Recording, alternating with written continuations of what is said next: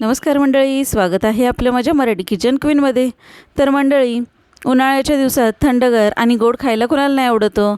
म्हणूनच आज आपण घरीच बनवणार आहोत अगदी क्रीमी आणि टेस्टी होममेड कुल्फी। फक्त काही साहित्यांपासून बनणारी ही कुल्फी खूपच टेस्टी, क्रीमी आणि बाजारात मिळणाऱ्या कुल्फीसारखीच लागते। उन्हाळ्यात मुलांना आणि मोठ्यांनाही आवडणारी ही रेसिपी तुम्ही नक्की ट्राय करून पहा।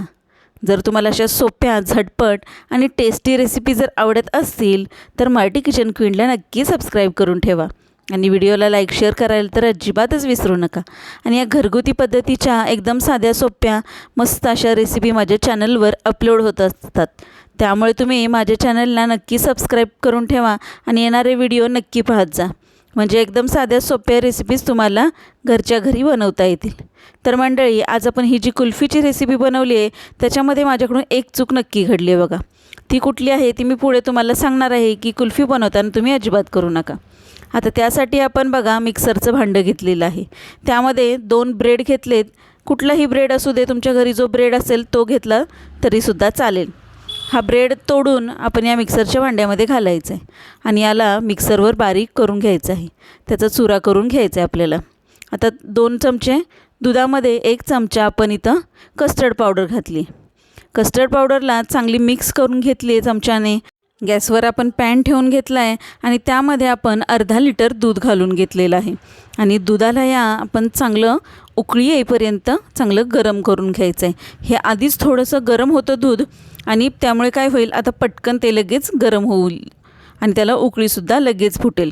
आणि यामध्ये जी दुधावर साई होती तीसुद्धा मी यामध्ये घालून घेतली आहे, त्यामुळे काय होईल, मस्त असं बाहेरून जी आपण कुल्फी आणतो तशी आपली कुल्फी बनेल। आता हे चांगलं ना साई पण यामध्ये मिक्स करून घेतली आहे। कडेला जी साठत होती ना साई तीसुद्धा आपण यामध्ये ढकलून घ्यायची। इथं मी 1 वाटी साखर घातली, छोटी वाटी आहे ती, आणि 1 वाटी साखर घालून घेतली। गोड तुम्ही किती खाता ना त्या अंदाजाने तुम्ही इथं साखर घालून घ्यायची आणि त्यानंतर हे थोडंसं अगदी 2च मिनटं मी मिक्स केलं। त्यानंतर हे जे कस्टर्ड पावडर आपण मिक्स करून घेतली होती दुधामध्ये ती यामध्ये घालून घेतली आणि तिलासुद्धा छान अशी 2 मिनटं उकळी येऊ दिली। त्यानंतर ब्रेड क्रम्स जे होते, आपण ब्रेड जो मिक्सरवर बारीक वाटून घेतला होता तोसुद्धा यामध्ये घालून घेतला।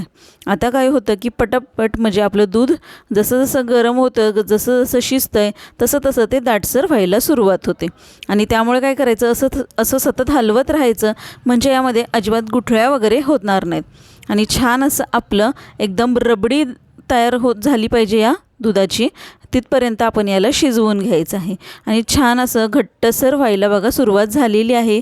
आपल्याला जसं हवं आहे कुल्फीसाठीचं बॅटर त्याप्रमाणे हे आपलं तयार होणार आहे मिक्सचर, कारण इतकं छान घट्टसर होतं आहे ना।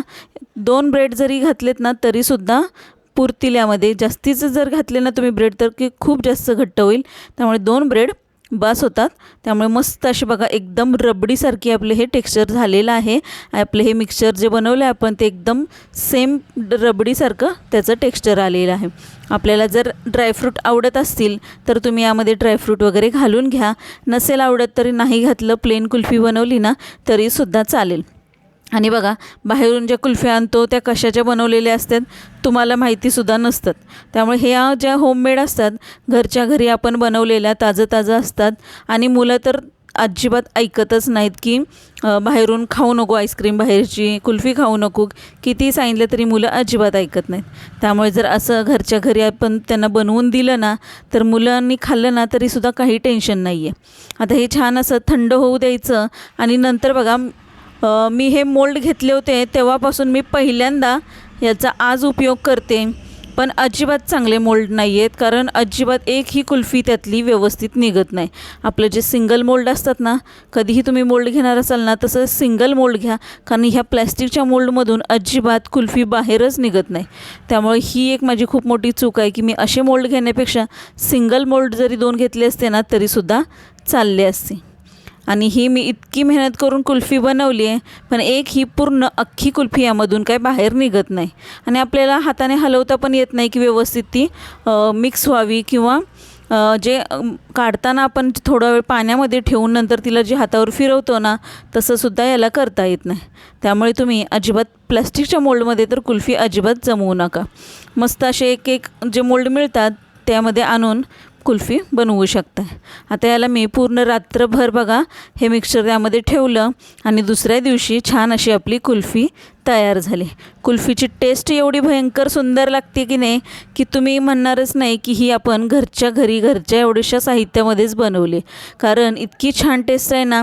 मावासुद्धा आपण यामध्ये घातलेला नाही आहे, ना कॉर्नफ्लोअर घातले, ना मिल्कमेड घातले, काहीही नाही घातलेलं वरचं.